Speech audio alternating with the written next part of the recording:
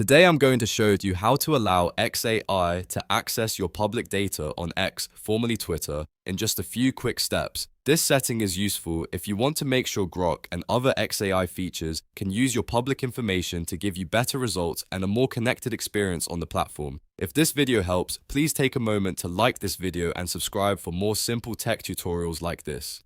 Now let's jump right in. First, open X and look at the left navigation bar. Click on More to open the full menu.